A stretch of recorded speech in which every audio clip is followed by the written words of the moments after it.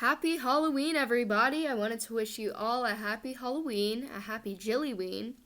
I mean, today I hope you are out having fun, dressing up, getting some candy, watching a scary movie, any of the above, none of the above, either.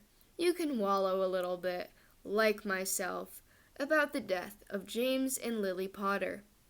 We all stand them here, obviously. I mean, otherwise you probably wouldn't be watching this video, unless it randomly came up on autoplay. Which, thanks YouTube, I guess, that's an extra view. Anyway. Here I thought I would share a Jily headcanon with you guys that I just randomly thought of one night at 2:04 a.m. And I wrote it down on this Google Doc I have of all my little Marauders headcanons. So, it's the end of Jily month, it's Jillyween. It's like the anniversary of their, I'm not going to say it. All right, 40 years ago, it's 2021, that was 1981, right? Mathematics, you know. Anyway, so this all starts out first year with Peter and James. So Pete showed James a letter spell he learned where basically you shoot a small charm in the air and a letter appears for like a few seconds, kind of like a baby firework, because he really wanted to impress James because James had started getting really close with Sirius. And Peter felt kind of left out, like maybe James didn't think he was as cool or clever as Sirius, because James and Sirius had a lot more in common. Like, James and Peter, like, they lived in the same neighborhood growing up, but I think Peter's, like, family, they were definitely, upper class and posh and whatever, but I don't think they were as, like, they don't have, like, a mansion like the Potters or, like, the Blacks. So, right, they'd been best friends like their whole life, and then all of a sudden Sirius comes in and Peter feels like, oh, like maybe I'm not good enough for James, even though James like obviously loves Peter and loves Sirius and loves Remus. Like, he loves all of his friends because friendship is really important to James, just like it is to Harry. That fundamental value of friendship being so like ingrained in them and so important to the both of them is what I think really ties them together. Like, yes, they look alike, they're both Quidditch players and all that, they both marry gingers, but come on, their value of their friends, they would die for them, they would lay their lives down for them. Like, James laid his life down for the people he cared about, Harry and Lily, right here. Anyway, we're gonna get back to this headcanon. So, the mini Marauders, that's what I'm titling this little segment of the headcanon, because they're so small, they're like 11. So James is so impressed with this little spell. He was like, oh my god, Pete, you have to show me how to do that. We're going to show the Marauders. We're going to like talk to each other during class. Like, they would, flash a few letters at a time and just like say like hi or something. And they would just, communicate. And then Sirius was like, oh my goodness, like this would be really funny. What if we like spell different things out? And they were all on board. So they thought of all these different like 4-letter words, or just like things that like it can be like a segment of words, like it's 4 letters or 3 letters, just anything that they could all spell out together, and they would flash it up in the middle of the class. Like in this picture I drew poop, because I think they're 11. That's funny to 11-year-olds. They're the middle school class clowns. Like, they're the Marauders. They're causing mischief. They're saying stupid things to make everyone laugh. That's their whole thing. Like, this, I guess, can be considered like the mini prank or whatever that eventually they like get together and think of more elaborate pranks and things like that. But they're 11. This is the first like year they're in Hogwarts. They say things like poop or shit or something that are just 4 letters. They shoot it up. The whole class giggles when the teacher's turned around and all. And the class sees it, it flashes, it disappears, the teacher turns around, they're like, oh my goodness, what are you guys laughing at, And the Marauders, they would think it's hilarious. Hilarious.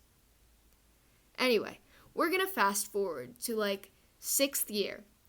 So 5th year, end of 5th year, that's when like the prank happened in that one scene where it's Snape's worst memory, and like James just, he's so furious. He's given like everything. He's obsessed with this girl, right? And she just shoots him down, and then she compares him to her best friend who's just called her a slur, which, I mean, I get where she's coming from, because like she was mad at the both of them. She's like, you're no better than each other. You're both like bullies and you're both bad. And she was like upset. So no blame on Lily.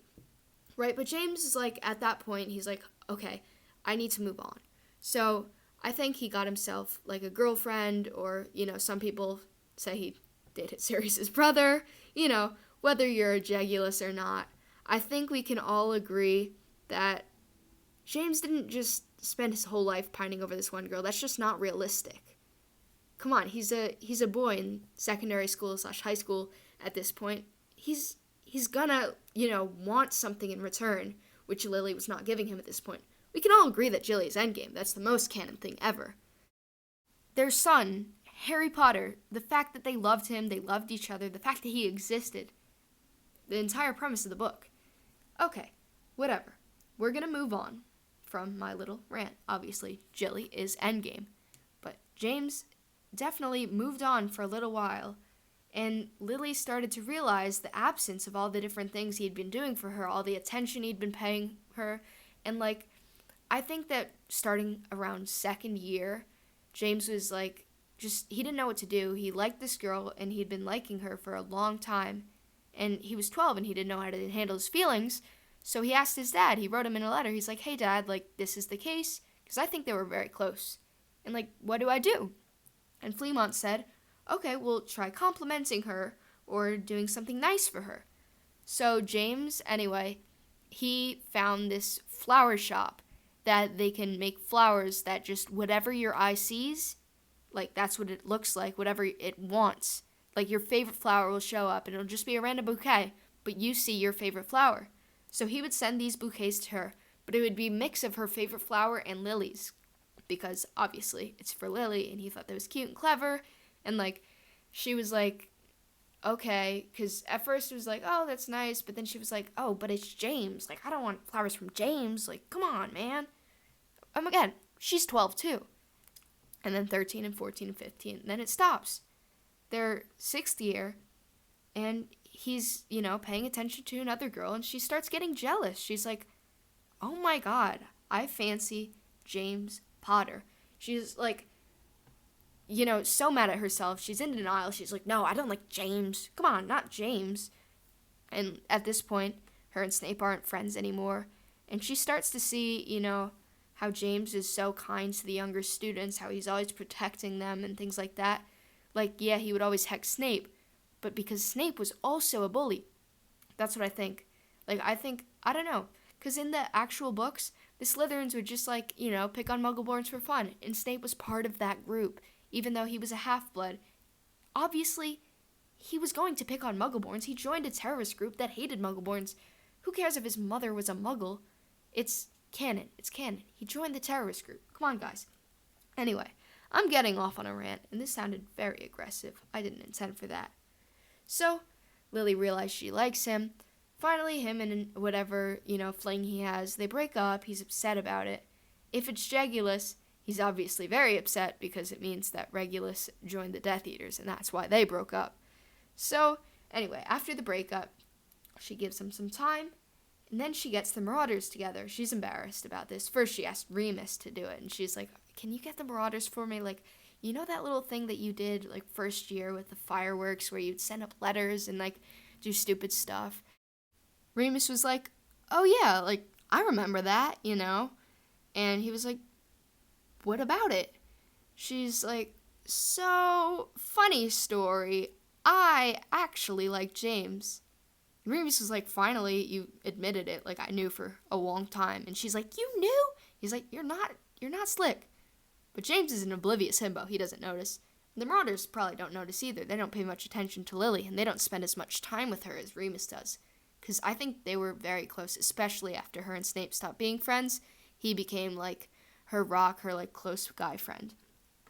So, she asked him, hey, do you think that you could gather the Marauders?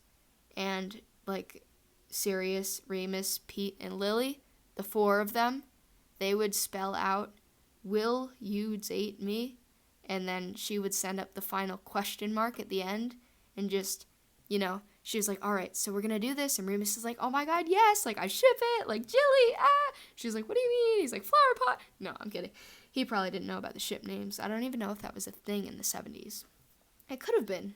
I wasn't alive. I do not know.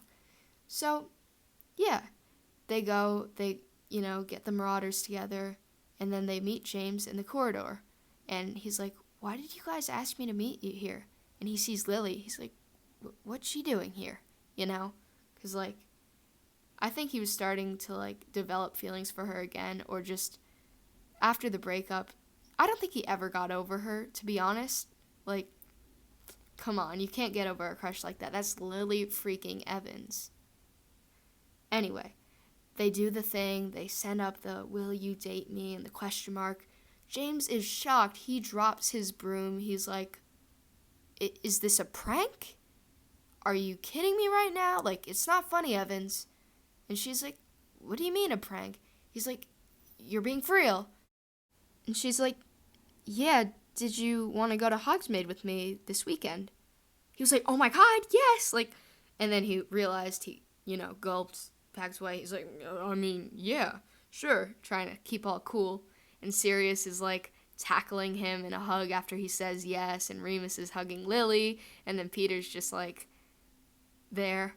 He's like, woo, And I relate to that.